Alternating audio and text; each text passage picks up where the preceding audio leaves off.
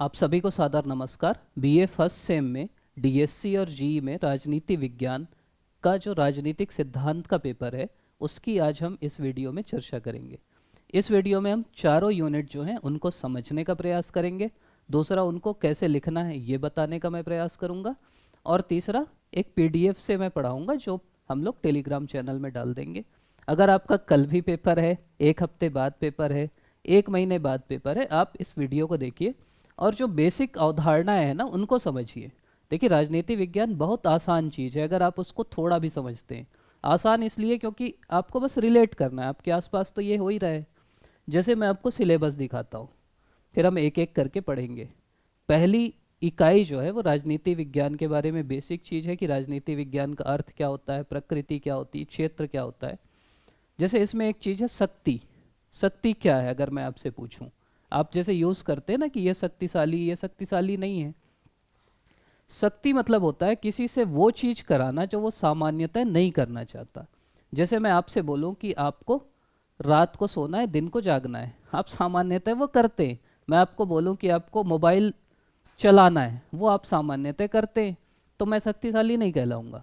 शक्तिशाली मैं तब हूं जब मैं आपको बोलूं कि मोबाइल नहीं चलाना है, तुमको रात को जगना है, दिन को सोना है, और आप अगर मेरी बातें मानोगे जो आप नहीं करना चाहते तो मैं शक्तिशाली कहलाऊंगा। ये शक्ति है। शक्ति दो टाइप की हो सकती, एक हो सकती वैध शक्ति, एक हो सकती अवैध शक्ति। जैसे मान लीजिए वैध शक्ति जिसको आप चुने हैं खुद से, जैसे आप अपनी सरकार को खुद चुने हैं। अब जब कोविड आया तो सरकार बोली कि किसी को घर से बाहर नहीं निकलना है, लॉकडाउन है। आप घर से बाहर निकलना चाहते थे लेकिन आप नहीं निकले, तो वो जो शक्ति वो कहलाती वैध शक्ति। और यही वैध शक्ति है सत्ता। लेकिन एक अवैध शक्ति भी है। मान लीजिए कोई बंदूक लेके खड़ा हो जाए और बोले जो निकलेगा गोली मार दूंगा, तो भी तो आप नहीं निकलोगे ना। लेकिन मतलब आप जो करना चाहते वो आप नहीं कर रहे, लेकिन उसके पास शक्ति है, लेकिन वो शक्ति अवैध शक्ति है। तो ये तीन चीजें हैं। मतलब एक लाइन में अगर मैं बोलूं, शक्ति के साथ जब वैधता जुड़ जाती, वैधता मतलब जो जिसको आप खुद चुने हैं, तो वो कहलाती है सत्ता। इसीलिए आपकी सरकार के पास सत्ता है। फिर हम राज्य की बात करेंगे। राज्य कैसे बना होगा? देखिए, ये भी बड़ा रोचक सवाल है कि यार राज्य कभी ना कभी तो बना होगा। पहले भी आपको पता है इंसान गुफाओं में रहता था, आदि मानव थे, ये सब पता है ना। आदि मानव थे, वो गुफाओं में रहते थे, पत्थर रगड़ के आग जलाते थे। कभी तो एक साथ आए होंगे और बोले होंगे हमको राज्य बनाना है। तो कैसे बना होगा? वो कल्पना है, ऐसा कुछ हुआ नहीं है, या हुआ भी होगा तो किसी को नहीं पता। एक कल्पना की बातें हैं। तो ये माना जाता है कि यार पहली चीज कि लोग जब साथ में रहते रहे होंगे आपस में, फिर मात्स्य न्याय की स्थिति थी। मात्स्य न्याय मतलब जो मजबूत है वो कमजोर को मारता था, डराता था। तो जितने कमजोर थे, जैसे तालाब में होता है ना, समुद्र में बड़ी मछली छोटी को खाती है, वैसा वहां भी होता रहा होगा। तो लोग गए भगवान के पास, भगवान को बोले बहुत दिक्कत हो रही भगवान, आप आइए हमारी रक्षा करिए, आप खुद आइए राजा बन के। भगवान बोले यार मैं खुद तो नहीं आ सकता, अपने प्रतिनिधि को मैं भेज देता हूँ। यही है राज्य का दैवी उत्पत्ति का सिद्धांत। इसमें दिक्कत ये है कि आप बुलाए भगवान के पास गए, भगवान अपने प्रतिनिधि को भेज दिए। जब तक वो अच्छा काम कर रहा है प्रतिनिधि, तब तक तो अच्छा है। मान लीजिए वो प्रतिनिधि गलत काम करने लगा, तो भाई प्रतिनिधि को आप तो नहीं चुने हो ना, आप तो भगवान के पास गए थे, भगवान भेजे। अब मान लीजिए वो गलत किया, तो अब फिर आप भगवान को कहाँ खोजोगे? तो दिक्कत है। मतलब आप उसको हटा नहीं सकते ना, उस राजा को, उस प्रतिनिधि को। इसी के काउंटर में एक दूसरा सिद्धांत आया जो बोला हम भगवान के पास क्यों जाएंगे, हम आपस में समझौता कर लेते हैं। बहुत सारे लोग हैं, ये सब आपस में बैठते हैं, इतने सारे जो लोग हैं आपस में बैठेंगे और समझौता कर लेंगे कि यार हम आपस में एक राजा चुन लेंगे, वो राजा की बात सब लोग मानेंगे। तो वो सामाजिक समझौता सिद्धांत हुआ। एक तीसरा सिद्धांत है जो विकासवादी है, जो बोलता है कि यार ऐसा एक दिन में राज्य नहीं बना होगा। मैं कैसे मान लूँ कि जो आपस में लड़ रहे थे एक दिन समझौता किया और सब ठीक हो गया? धीरे धीरे बना होगा, कि परिवार से बना होगा, बाकी चीज़ों से बना होगा, रक्त संबंध से बना होगा, एक बार बना होगा, बिगड़ा होगा, मतलब धीरे धीरे विकास होते होते राज्य बना। तो अगर आपसे पूछे ना कि सबसे सही सिद्धांत कौन सा है राज्य की उत्पत्ति का, तो ये विकासवादी है। क्योंकि ये धीरे धीरे राज्य सही में बना ना, छोटे राज्य बने होंगे, बड़ा बना होगा, फिर टूटा होगा, फिर बना होगा। एक रक्त संबंध वाला सिद्धांत है जो ये बोलता है कि पहले छोटा परिवार रहा होगा, परिवार और बढ़ गया होगा, उसी परिवार का मुखिया रहा होगा राजा, वो और बड़ा होगा, वो फिर परिवार से राज्य बन गया होगा। तो ये राज्य उत्पत्ति के अलग अलग सिद्धांत हैं। फिर हम लोग को स्वतंत्रता देखना है, समानता पढ़ना है, बंधुता पढ़ना है, अधिकार पढ़ना है कि अधिकार क्या होते हैं। ये सब चीज़ें आपके सिलेबस में लिखी हैं। तो एक एक करके हम लोग ये सब चीज़ों को देखेंगे। कानून क्या होता है, राज्य के कार्य क्या होते हैं। एक मार्क्सवाद होता है, एक उदारवाद होता है। मार्क्सवाद मतलब ये होता है, कार्ल मार्क्स एक विचारक थे, वो बोले कि यार दुनिया में ना बहुत कम लोग हैं जो अमीर हैं और बहुत ज़्यादा लोग हैं जो गरीब हैं। अगर उनकी भाषा में बोलें और समझाऊं मैं, तो 1% लोग अमीर हैं और 99% लोग गरीब हैं।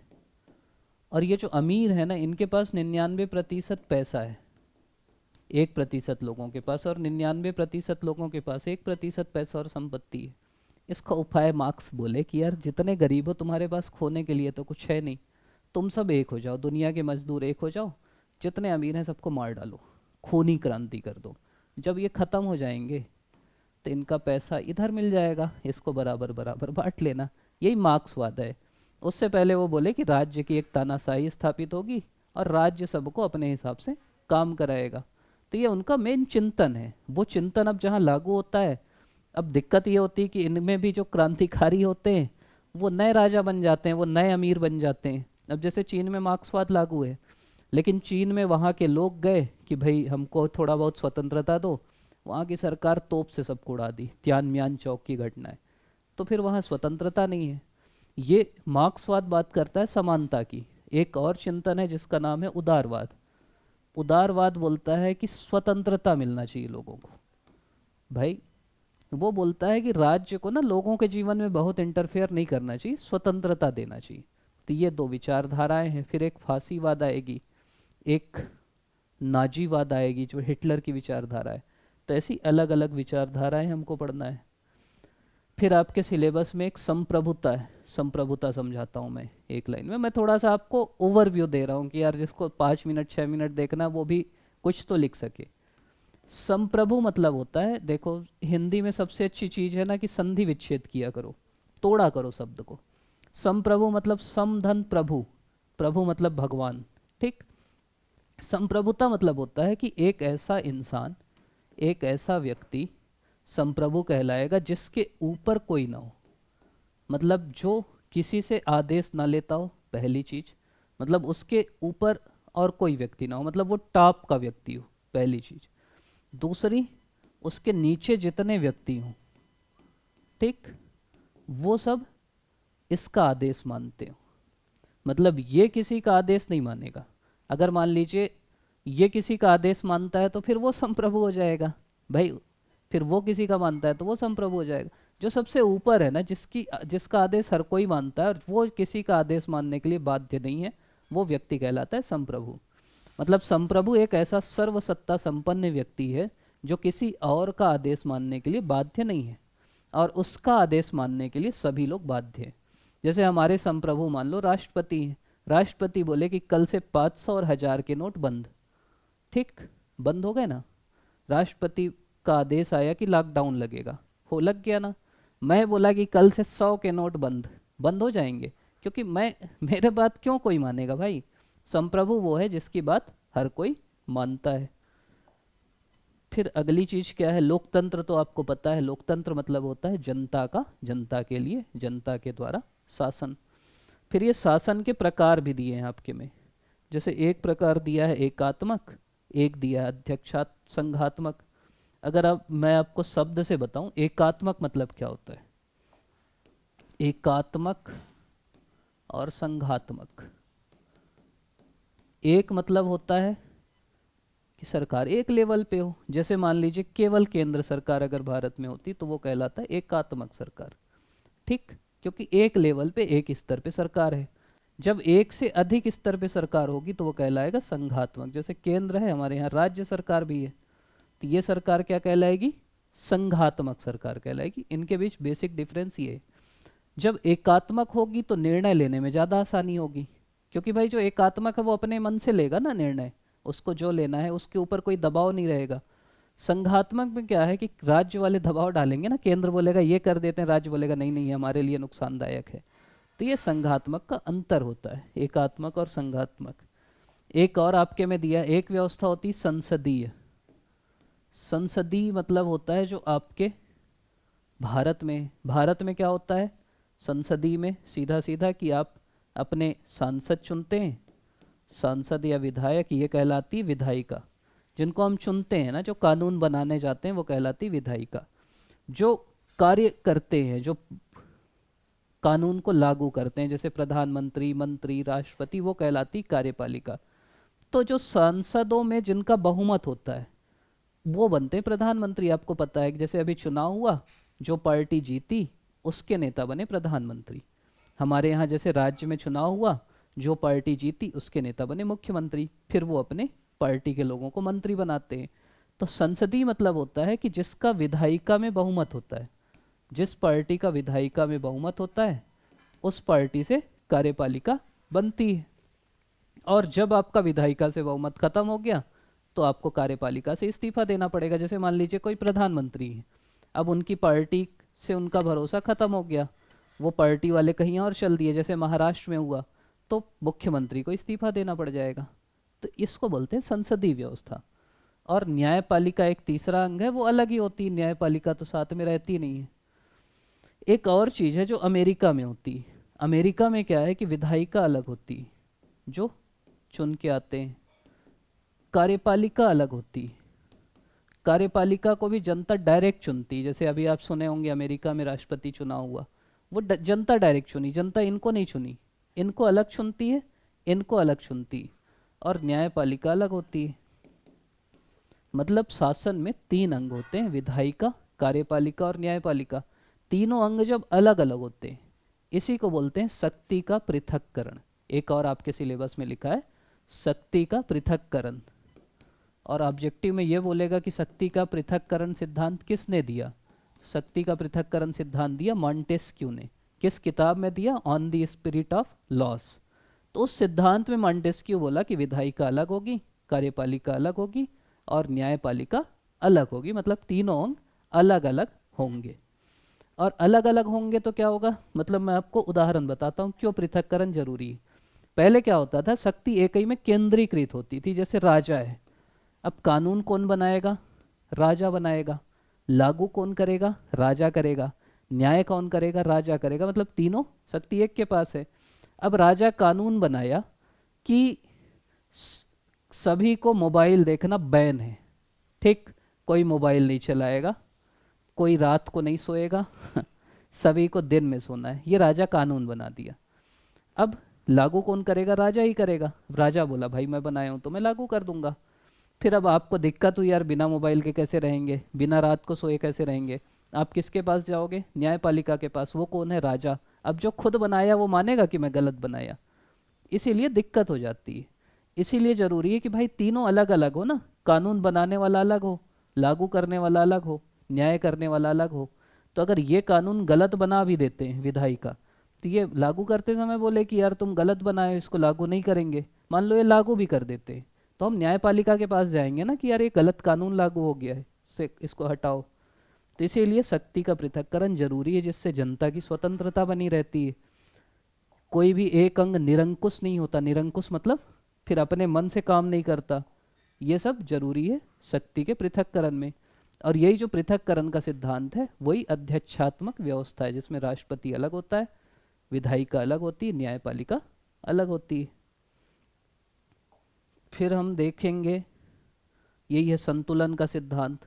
नियंत्रण संतुलन मतलब विधायिका कार्यपालिका और न्यायपालिका के ऊपर नियंत्रण करेगी, कार्यपालिका इन दोनों के ऊपर करेगी, ये इन दोनों, मतलब ऐसा समझो कि ये तीन लोग हैं मान लो,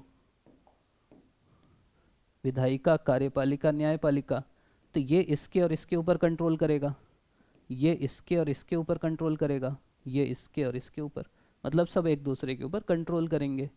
राजनीतिक दल मतलब होता है ऐसी पार्टियां, आपको पता है ना राजनीतिक दल भारत में है बहुत सारे हैं। इनका अर्थ क्या होता है कि ये सत्ता के लिए, मतलब जनता के बीच जाते हैं, चुनाव लड़ते हैं और सत्ता तक पहुंचते हैं। ठीक, कई प्रकार होते हैं। जैसे किसी देश में एक पार्टी, जैसे चीन में एक दलीय व्यवस्था है, कहीं दो दलीय व्यवस्था है, जैसे अमेरिका में दो पार्टियां हैं, कहीं बहुदलीय व्यवस्था है, जैसे भारत में बहुदलीय व्यवस्था है। एक दबाव समूह होता है। दबाव समूह मतलब होता है ऐसे लोग जो सरकार के ऊपर सीधी सी बात है ना, ऐसा समूह जो सरकार के ऊपर अपनी नीतियों को मनवाने के लिए दबाव डालता है। जैसे मान लीजिए किसानों का समूह है, उनको एमएसपी बढ़वाना है, तो भाई वो पार्टी थोड़ी है, वो सरकार के ऊपर दबाव डालते हैं।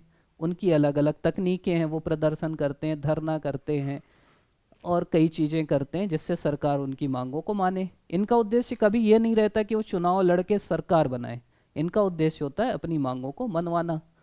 अगली चीज़ है जनमत। जनमत मतलब होता है जनता का मत। अब जनमत कैसे बनता है? व्हाट्सअप चला के, इंस्टा चला के, मतलब मोबाइल से, न्यूज़पेपर से, आपकी कोई संस्थाएं हैं, राजनीतिक संस्थाएं, उनसे, आपके जाति जो हैं उनसे, आपकी धार्मिक संस्थाएं हैं उनसे।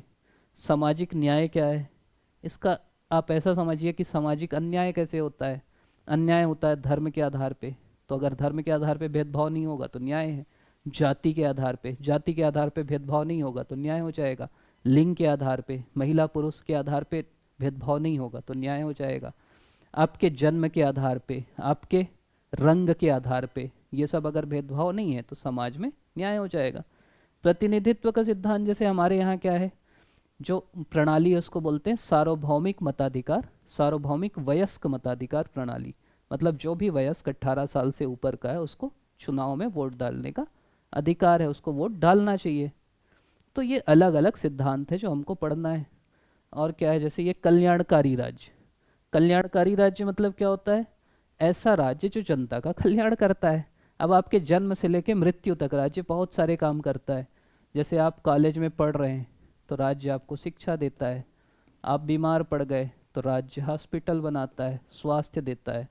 आप घर से आते हैं तो राज्य सड़क बनाता है। जिसके पास घर नहीं है उसको घर देता है। और क्या करता है राज्य? मान लीजिए राज्य आपको जैसे ट्रेन है, राज्य परिवहन व्यवस्था करता है। उसके बाद फिर राज्य आपको क्या बोलेंगे, पोषण देता है, फ्री पीडीएस देता है, धान चावल देता है ना, तो वो भी राज्य करता है। आप देखेंगे ना आसपास बहुत सारे काम राज्य करता है। आप जन्म लेंगे तो आंगनबाड़ी से आप राज्य अलग अलग काम करेगा। राज्य स्कूलों में आपको गणवेश देगा। राज्य मिड डे मील देगा। मिड डे मील मतलब बच्चों को खाना देगा। और बढ़ेंगे तो राज्य रोजगार भी देगा। मनरेगा आप सुने होंगे, कौन रोजगार देता है? जिसको रोजगार नहीं मिलता उसको राज्य बेरोजगारी भत्ता भी देगा। आप इस कॉलेज आते हैं, हो सकता है राज्य उसके लिए भी आपको सब्सिडी दे। तो अलग अलग राज्य आपको स्कॉलरशिप देता है कॉलेज में। तो यही तो लोक कल्याणकारी राज्य है ना, मतलब ऐसा राज्य जो जनता का कल्याण करे, वो राज्य क्या कहलाएगा? लोक कल्याणकारी राज्य। तो ये आपके सामने सिलेबस के पूरे पॉइंट खुले। अब हम एक एक करके इनको पढ़ने का प्रयास करेंगे। मैं कोशिश ये करूँगा कि वीडियो बहुत लंबा ना बने, लेकिन कुछ छूट भी गया होगा तो बताते जाना। हम लोग मतलब स्टार्ट करते हैं अब, है ना। ये सवाल हैं यूनिट 1 के अलग अलग।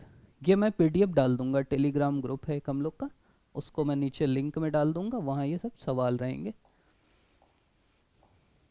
तो ये पूरे सवाल हैं, फिर ये ऑब्जेक्टिव सवाल भी हैं, इनके उत्तर भी दिए हैं, तो आप वहाँ से देख लीजिएगा। पहला सवाल है राजनीति विज्ञान का अर्थ बताइए। चलिए मैं ना पहले बोर्ड में ही बताता हूँ, थोड़ा आपको समझ में आएगा। बुक तो आपके सबके पास है भी, हम लोग भी डाल देंगे। राजनीति विज्ञान किसका अध्ययन है? राजनीति विज्ञान देखो 2-3 चीज़ों का अध्ययन है। पहला, राजनीति विज्ञान में किसका अध्ययन होता है? राज्य का अध्ययन।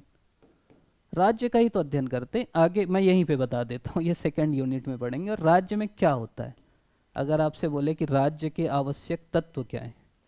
अब जैसे भारत एक देश है, इसी को राजनीति विज्ञान में राज्य बोलते हैं।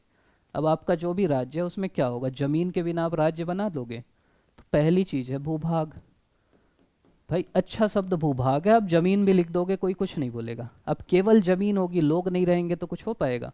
तो दूसरी चीज़ है जनसंख्या, जनसंख्या भी होना चाहिए। तीसरी चीज़ क्या है? तीसरी चीज़ है सरकार। भाई सरकार रहेगी तभी तो, नहीं तो जनसंख्या तो कुछ भी उत्पात मचा देगी।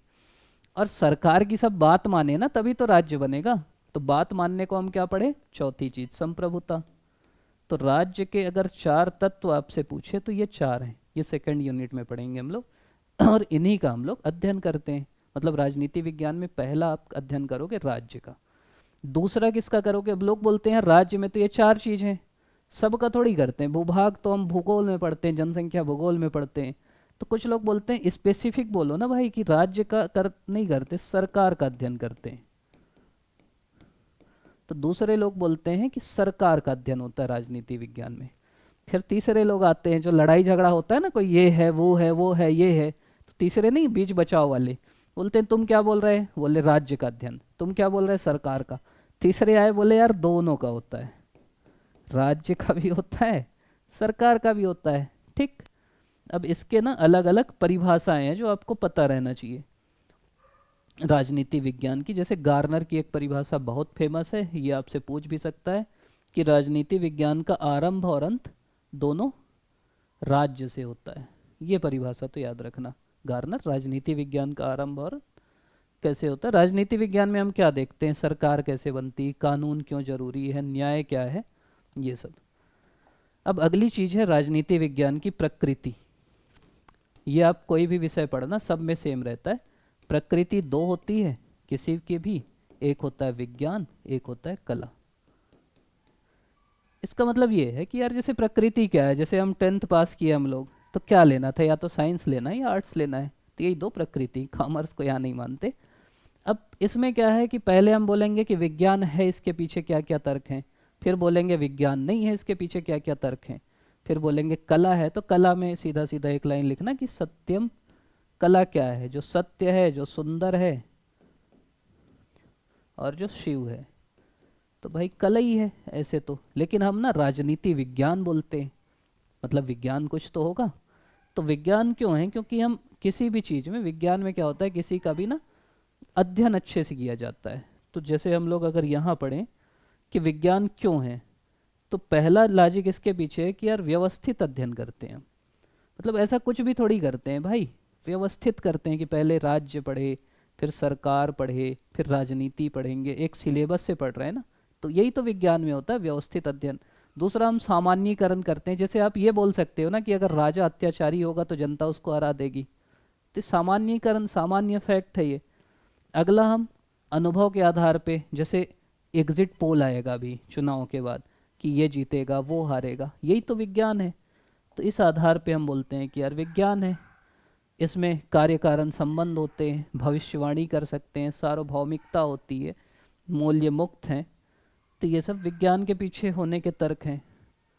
फिर अगर आपसे बोले कि विज्ञान नहीं है, इसके पीछे क्या तर्क है, इसी को बोल देना यार, सार्वभौमिकता भी नहीं है, कार्य कारण भी नहीं है। हम इंसानों में मूल्य होता है ना, बाकी में तो मूल्य नहीं होता, इंसानों के अंदर तो मूल्य है ना।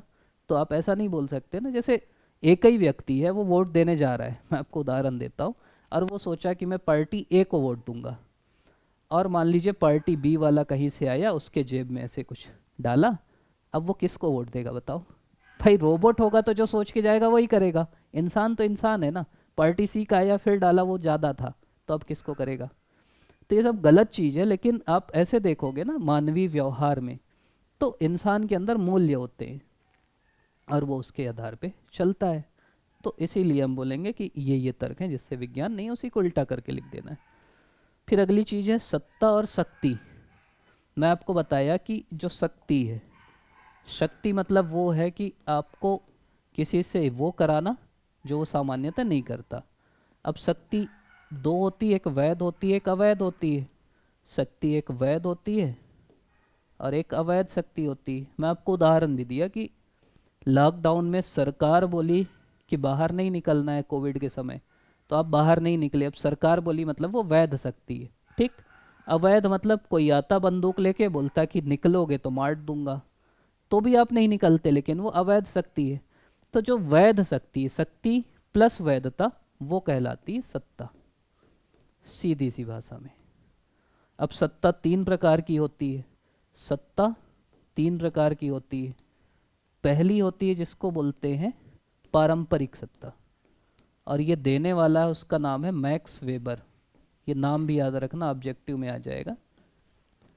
पारंपरिक सत्ता मतलब ऐसे लोग जिनको परंपरा से, जैसे ब्रिटेन की महारानी है, वो महारानी का बेटा महाराजा महाराना, पहले के राजा महाराजा, ये पारंपरिक सत्ता थी।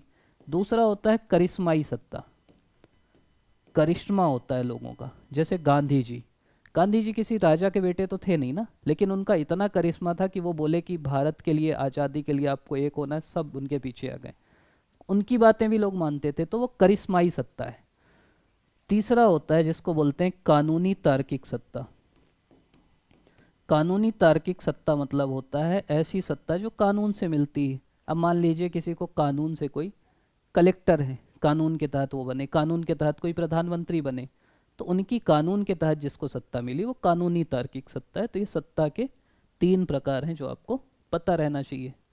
अब शक्ति की अलग अलग परिभाषाएं हैं। शक्ति मतलब एडवर्ड मिल्स ने दी, इसने दी, उसने दी, आपको इतना ज़्यादा परेशान नहीं होना है। शक्ति के स्रोत क्या हैं? एक तो ज्ञान है, आपके पास ज्ञान है तो आप शक्तिशाली हो। एक सत्ता है, एक बल अगर आप यूज़ करते हो। आर्थिक साधन है, हथियार पे अगर आपका नियंत्रण है तो आप शक्तिशाली हो। आप प्रेम से भी शक्तिशाली बन सकते हो, आपका व्यक्तिगत आकर्षण भी शक्ति का स्रोत है। तो ये अलग अलग शक्ति के वो हैं। सत्ता में आपको बता ही दिया कि इसके 3 प्रकार होते हैं। और मैं अंदर इसलिए नहीं घुस रहा हूँ कि यार आप समझ गए होगे, बेसिक कॉन्सेप्ट समझ गए होगे। इसके बाद फिर, क्योंकि वीडियो ज़्यादा लंबा हो जाएगा अगर हम पूरा अंदर घुसेंगे, तो फिर ना राजनीति विज्ञान की पद्धतियाँ हैं। एक पद्धति है जिसको बोलते हैं परंपरागत पद्धति, और एक बोलते हैं जिसको बोलते हैं आधुनिक पद्धति। मतलब एक है परंपरागत और एक है आधुनिक। परंपरागत पद्धति वही बोलती है कि हम राज्य का अध्ययन करेंगे, हम सरकार का अध्ययन करेंगे, हम दोनों का अध्ययन करेंगे। परंपरागत, परंपरा से जो चल रहा है। आधुनिक ये बोलती है कि यार शक्ति का भी अध्ययन करो, सत्ता का भी अध्ययन करो, लोगों के प्रभाव का भी अध्ययन करो। तो आधुनिक पद्धति क्या बोलती है कि अलग अलग चीज़ों का आपको अध्ययन करते रहना है। मतलब आधुनिक पद्धति जो हम आगे पढ़ते जाएंगे ना, मतलब आधुनिक ये बोलता है कि यार ये तो पुरानी चीज़ हो गई ना, राज्य का अध्ययन, सरकार का अध्ययन, बाकी चीज़ों का। आप शक्ति को देखो क्या है, सत्ता क्या है देखो, राजा का व्यवहार क्या है, मतलब सरकार का व्यवहार क्या है, वो सब देखो। ये आधुनिक पद्धति बोलती है। फिर 2 चीज़ और आती हैं, एक आता है व्यवहारवाद और एक आता है उत्तर व्यवहारवाद। ये जो राजनीति को विज्ञान बोलते हैं ना, ये इसी की देन है, व्यवहारवाद की। व्यवहारवाद बोला कि यार पुराने ज़माने में जो प्लेटो का मन किया कुछ भी बोल दिए, अरस्तु कुछ भी बोल दिए, वो थोड़ी इस विषय होता है। आप राजनीति को एक विज्ञान बनाओ, आप ऐसे डाटा लाओ जो क्वांटिफिएबल हों, जिनको मेज़र किया जा सके, जिसको नापा जा सके, जो मूल्यों से तटस्थ हों। अब तुम बोले कि सब अलग अलग होते हैं, इंसान अलग अलग होते हैं, हम कैसे प्रयोगशाला साइंस में तो होती, ये सब कुछ नहीं है। आपको अपने को विज्ञान बनाना है, ये व्यवहारवाद का जोर था। मतलब आप भविष्यवाणी कर सको।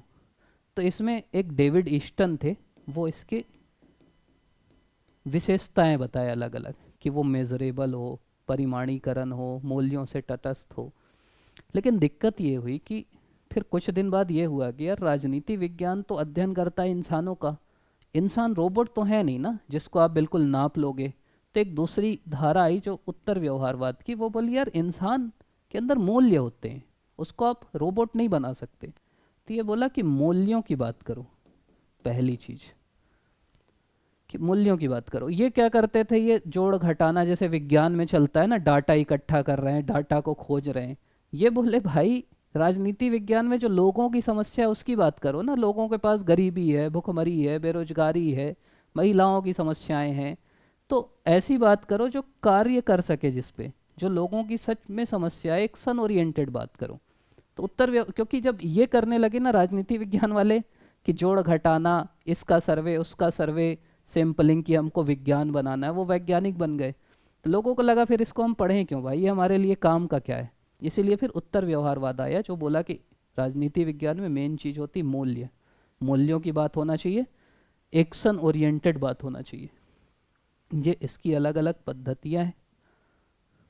ठीक, जो व्यवहारवाद है ये वैज्ञानिक पद्धति है जो ये देखता है कि यार क्या संरचना है, उसका क्या कार्य है। जैसे विधायिका है, उसका कार्य क्या है, कानून बनाना। इसकी बात करता है व्यवहारवाद। ठीक।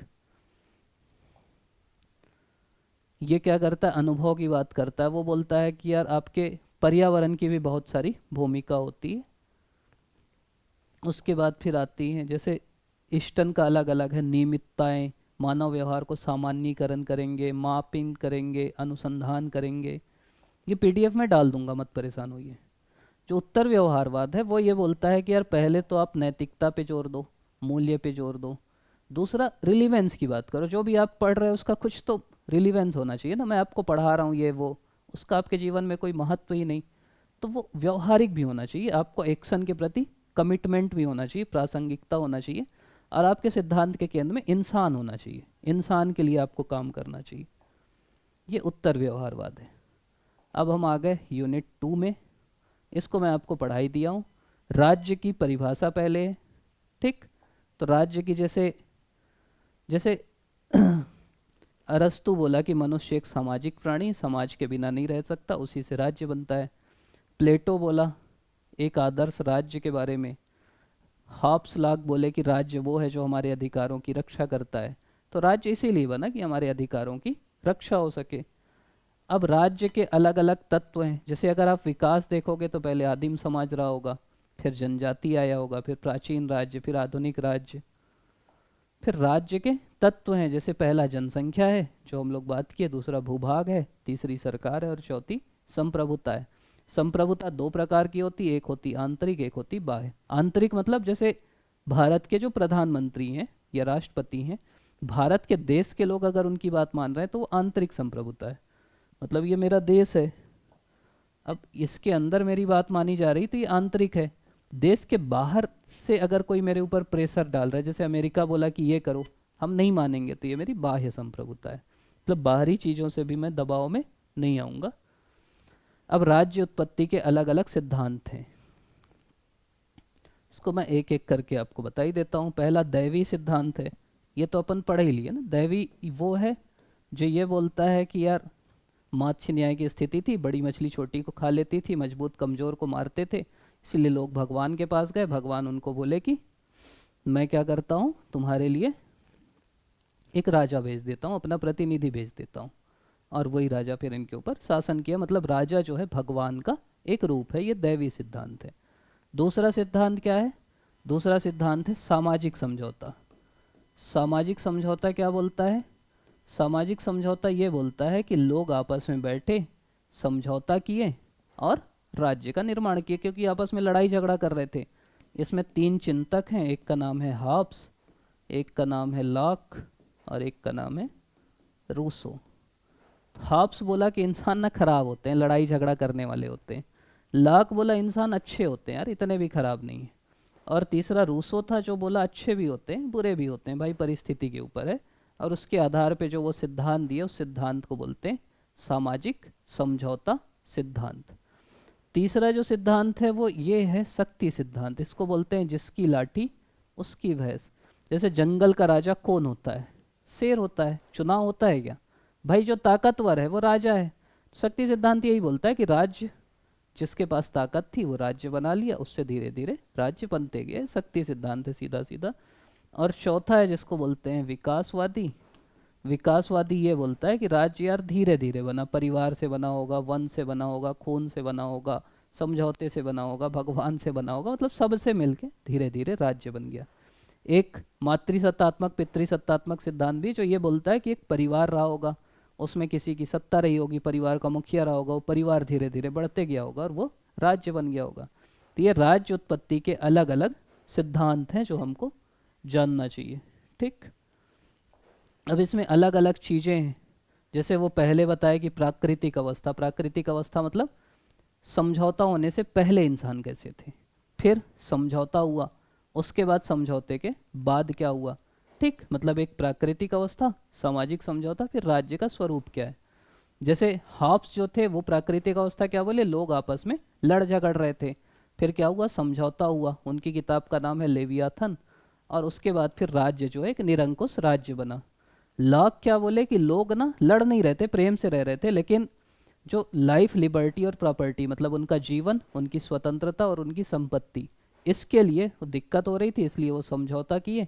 दो समझौता किए, एक लोग आपस में किए, एक अपने प्रतिनिधि से किया, और उसके बाद फिर राज्य इनकी स्वतंत्रता को की रक्षा किया। तीसरा रूसो है। रूसो बोला हर इंसान के अंदर दो इच्छाएं होती हैं, एक होती है अच्छी इच्छा और एक होती है खराब इच्छा। एक वो बोला, मतलब, और बोला जो लोगों की अच्छी इच्छा है ना, उसी से एक इच्छा बनती है जिसको बोलते हैं जनरल विल या सामान्य इच्छा, और उसी की बात रूसो की, और उसी के आधार पे शासन होना चाहिए। फिर ये राज्य उत्पत्ति का विकासवादी सिद्धांत है, जो ये बोलता है कि राज्य लंबे समय में परिवार, जनजाति, ऐसे धीरे धीरे करके राज्य बनते गया। अब राज्य के बारे में मार्क्सवादी सिद्धांत क्या है? मार्क्सवादी सिद्धांत ये है कि राज्य क्या है, मैं पहली चीज बताया ना, इसीलिए शुरू में बता दिया। वो बोलता है कि राज्य ना एक वर्गीय संघर्ष है। वर्गीय संघर्ष मतलब दो वर्ग होते हैं, एक अमीर होता है, एक गरीब होता है। तो जो अमीर है वो गरीबों का शोषण करते हैं, और राज्य क्या है, अमीरों के हाथ की एक संस्था है।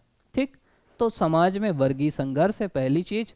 राज्य क्या है, दमन करने वाला उपकरण है, मतलब गरीबों को, मजदूरों को मारता है, नियंत्रित करता है। फिर जब मैं बोला कि अब मार्क्स क्या बोला, जितने गरीब हैं वो क्या करेंगे, क्रांति करके अमीरों को मार डालेंगे। जब मार डालेंगे तो एक वर्ग खत्म हो गया ना, तो अब कौन सा समाज बना, वर्ग विहीन समाज बना।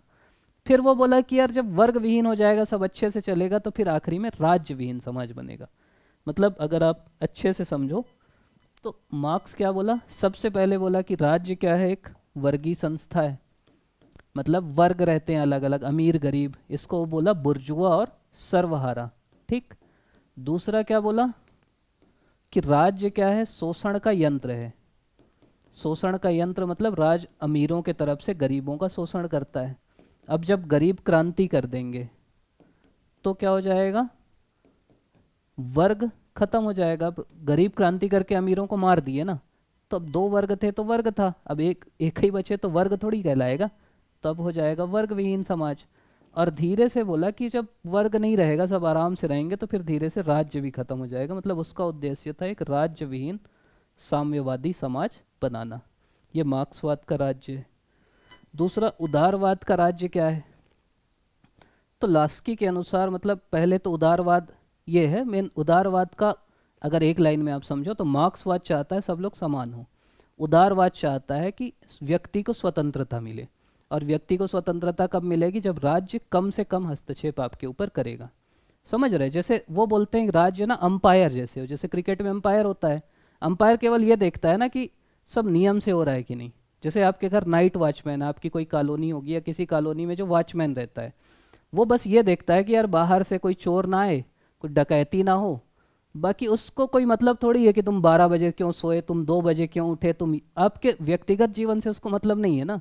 तो उदारवादी बोलते हैं कि राज्य केवल बाहर से आक्रमण को रोके, आपस में चोरी डकैती को रोके, बाकी व्यक्ति को जो करना है करने दे। इसी को बोलते हैं न्यूनतम राज्य, मतलब राज्य कम से कम काम करे। अगला वो बोलते हैं, उनका उद्देश्य है कि जो व्यक्तिगत आपकी स्वतंत्रता है, जो आपका अधिकार है, उसकी रक्षा हो, आपकी संपत्ति की रक्षा हो, और ये व्यक्ति की तार्किकता में भरोसा करते हैं। वो मानते हैं कि व्यक्ति विवेकवान है, इसीलिए राज्य को बहुत हस्तक्षेप नहीं करना चाहिए, कानून का शासन होना चाहिए, संवैधानिक शासन होना चाहिए। ये उदारवादी हैं। और ये जो नौ उदारवादी है ना, ये निजीकरण, मुक्त बाजार, इसकी बात करते हैं। मतलब अभी जैसे नौ उदारवादी बोलते हैं कि यार राज्य की कंपनी क्यों रहेगी, सभी कंपनियां रहे ना, बाजार रहे। जो आप पढ़ते हैं ना 1990 में उदारीकरण आया, जिसमें बाजार की बात हुई, सभी बाजार से होगा, व्यक्ति वो लेगा जो सस्ता मिलेगा, अच्छा मिलेगा। जैसे बीएसएनएल की सिम किसके किसके पास है, नौ उदारवादी बोलते हैं बीएसएनएल ही क्यों रहेगा, एयरटेल भी आए, जियो भी आए, आइडिया भी आए, जो सस्ता रहेगा वो लोग खरीदेंगे। इसी को बोलते हैं मुक्त बाजार। हमको चीन का सामान सस्ता मिलेगा, हम चीन का लेंगे, किसी का मोबाइल नहीं होगा भारतीय, सब चीन से ले रहे हैं। यही नौ उदारवाद है। ठीक, और राज्य सीमित हस्तक्षेप करेगा, वैश्वीकरण रहेगा। जो बहुलवादी सिद्धांत है वो बोलता है कि जो अलग अलग सामाजिक, आर्थिक, राजनीतिक समूह हैं, उनका एक सामंजस्य होना है।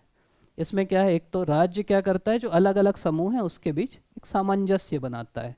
वो लोकतंत्र की बात करता है, सभी की सहभागिता हो, इसकी बात करता है, ये बहुलवाद है। फिर कानून क्या है? अगर कानून आपसे पूछे कि कानून क्या है, तो कानून क्या है? समाज में शांति व्यवस्था न्याय स्थापित करने के लिए जो नियम है, सिद्धांत है, उनका एक समूह है। इसके उद्देश्य क्या है? इसका पहला उद्देश्य है कि समाज में व्यवस्था बनी रहे, समाज में सुधार हो।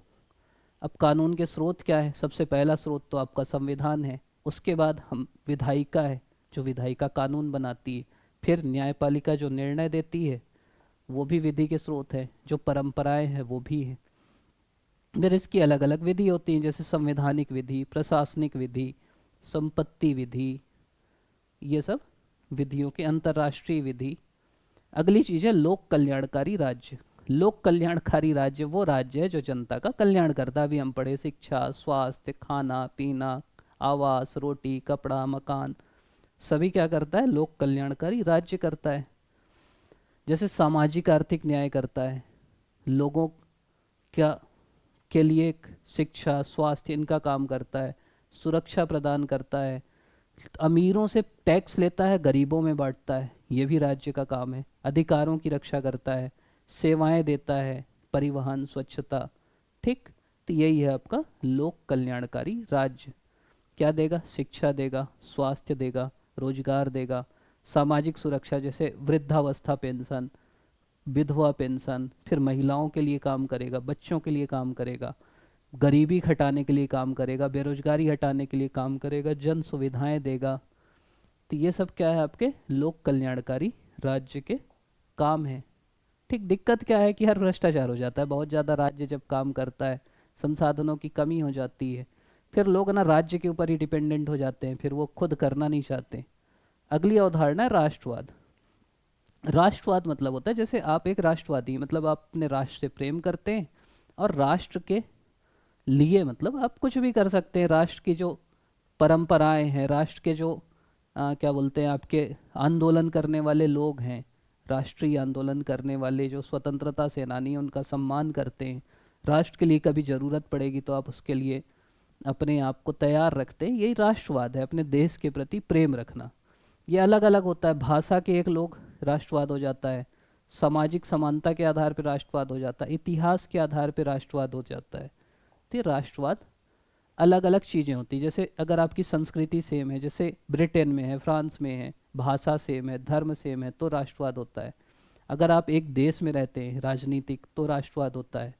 सामाजिक एकता में भी राष्ट्रवाद होता है। राष्ट्रवाद से हमको एक गर्व होता है। आपसे कोई बोलेगा आप क्या हो, तो मैं एक भारतीय हूँ। तो एक होता है सांस्कृतिक राष्ट्रवाद। सांस्कृतिक मतलब जैसे आप अपनी संस्कृति पे गर्व करते हो, वसुधैव कुटुंबकम की संस्कृति है। एक होता है राजनीतिक राष्ट्रवाद। राजनीतिक मतलब हम भारतीय हैं इसलिए राष्ट्रवाद है। एक होता है नागरिक राष्ट्रवाद। एक होता है आर्थिक राष्ट्रवाद। आर्थिक राष्ट्रवाद का अगर मैं आपको उदाहरण दूं, जैसे अब चीन से अगर हमारी लड़ाई हो जाए तो हम राष्ट्रवादी, हम बोलेंगे हम चीन का सामान ही नहीं लेंगे, तो वो आर्थिक राष्ट्रवाद है। एक धार्मिक राष्ट्रवाद है कि हमको अपने धर्म के नाम पे राष्ट्र की बात करना है।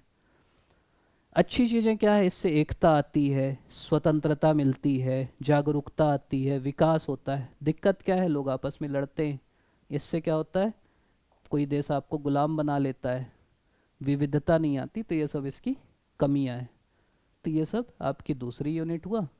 अगले में हम, वीडियो हो सकता है बहुत लंबा हो जाए, इसलिए अगले 10-15 मिनट एक दूसरा वीडियो में डाल दूंगा जिसमें यूनिट 3 और 4 को थोड़ा डिटेल से कवर करेंगे। आप सब अभी तक देख रहे हैं, इसके लिए आप सभी का बहुत बहुत धन्यवाद। चैनल को सब्सक्राइब कर लीजिएगा, तो अगले भी जो वीडियो है वो आपको मिलते रहेंगे। और टेलीग्राम ग्रुप हम लोग कमेंट में लिंक डाल देंगे, वहाँ से आप ये PDF डाउनलोड कर लीजिएगा। आपका पुनः बहुत बहुत धन्यवाद।